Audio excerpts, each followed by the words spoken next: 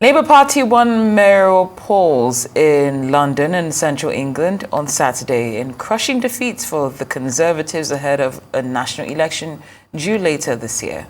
While Sadiq Khan's re-election as London mayor was widely expected, Labour also snatched a surprise and narrow victory in the central West Midlands region that is home to Britain's second largest city of Birmingham. The wins are Labour's latest in local elections to councils and mayoralties on Thursday and could fuel fresh calls for Rishi Sunak to step down. Opinion polls predicted that Labour will win the next national election, propelling Keir Starmer to power and ending 14 years of Conservative government in Britain. Sunak has said he intends to call a vote in the second half of the year. Arise News International correspondent Adefemi Akinsanya is in our London studio, and she joins us now to speak on the outcome of last week's election in Britain and how the results will shape the fortunes of both the Labour Party and Tories in the forthcoming general elections. Adefemi, great to see you. Thanks so much for joining us on Newsday. Hi, ladies. It's good to hear from you. Of course. Now, of course, Labour made significant gains, but the Tories held on key councils. What does this split result signify for the broader political landscape? First and foremost, it signifies the fact that the United Kingdom's electorate are tired of this Conservative government.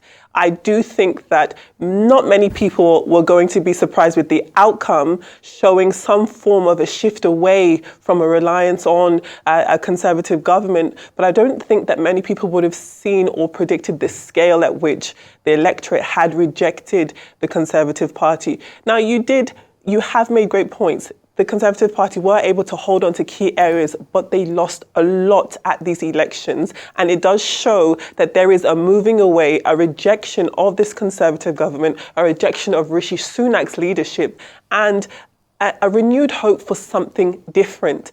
Now, after 14 years of a Conservative government on its face, you can understand why an electorate would want a change in leadership, especially if they can look at those 14 years, especially the most recent years, as an example of struggle, a cost of living crisis here in the United Kingdom. And here in the United Kingdom and in the City of London, there is a huge knife crime problem.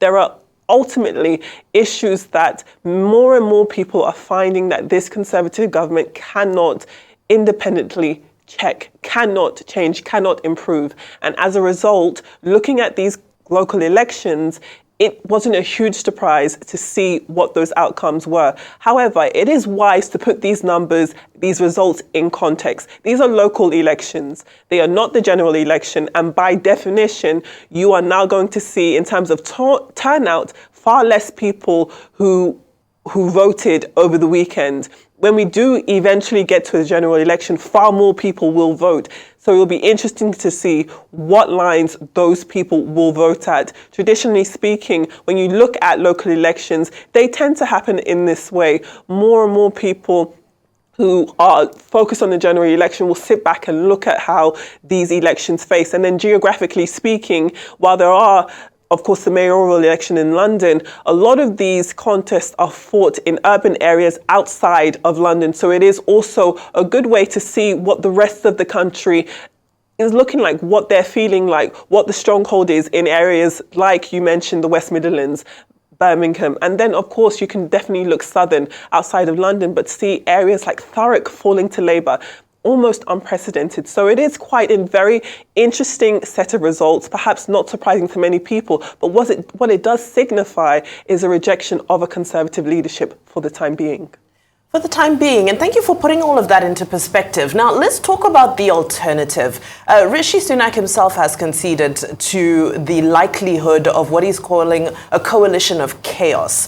So as much as Labour might be a front runner, no outright majority, what does this coalition of chaos, what would it look like, if this is how things play out? Of course, you also did issue a disclaimer saying that, it's not a foregone conclusion. But can you break down what these dynamics would look like potentially? Thank you. So let's start with these local election results. Polls suggest that if these results were repeated at the general election level, the Conservative Party would be out of power, and the Labour government would do a lot better. Essentially, what they are saying is that if we were to have these very same elections again at the general election, it would be Labour who would come out triumphant. However, even though Labour would gain a lot of seats, they wouldn't have enough to have an outright majority. And then that would need, in order to get Labour over the line, a coalition of some sorts, a joining of forces with another political party. That is really testy waters for a few reasons. Firstly, when we are seeing so much rejection of this current government, it's because the electorate want solidarity with a new government. And if they are saying that Labour is the party to bring them into the future, they want Labour and Labour outright. But if Labour are unable to secure an outright majority, then that kind of plays into this level of shakiness and uncertainty. And so that is what the Tory party, led by the Prime Minister Rishi Sunak, are trying to capitalise off of, those fears of a hung parliament. If Labour cannot secure an outright majority, that means they will have to join forces with another party. It's obviously not going to be the Conservative Party, so who would that be? If we cast our minds back to 2015, it was this very same fear-mongering line the Conservative Party came out with.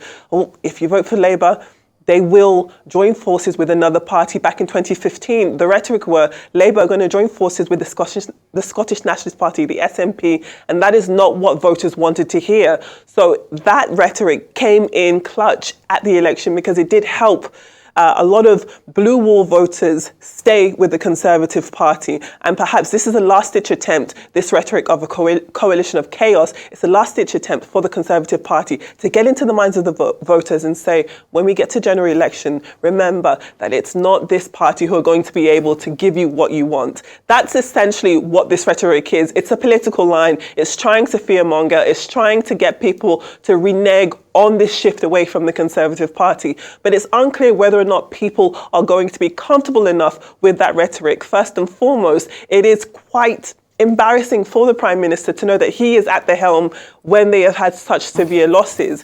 In the run-up to the election and for the past couple of months, you've had many reports of Tory infighting, of ministers trying to stage a coup against the Prime Minister to get him out of power. Something along the lines of what we've seen in Scotland with that leader, Dr. Yusuf, having to step away from power.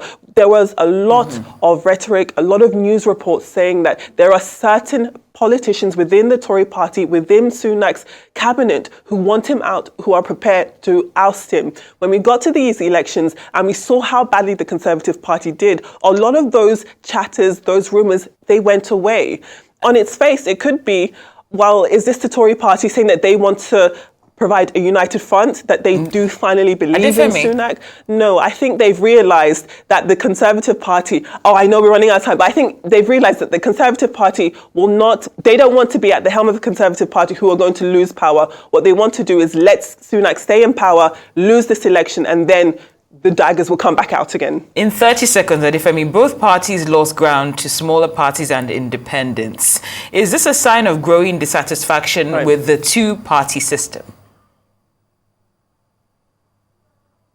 To some extent, yes. We have to look at this in context. When you're looking at local elections, smaller parties, non-bigger parties, they tend to do well because of the nature of a local election. But when you get to general election, because far more people are voting, they tend to push these parties out. So yes, we have seen some chatter about the Liberal Democrats. They have made some gains in some areas, and then with the Reform Party. But I think when we get to the general election, they will be pushed out by these two major parties. There's always a lot of talk about people being upset and finished with the two-party system, but I don't think it's going anywhere soon. Well, Arise international correspondent Adefemi Akinsanya live from London. Thank you so much for joining us here on Newsday. We appreciate your time and insight as always. you.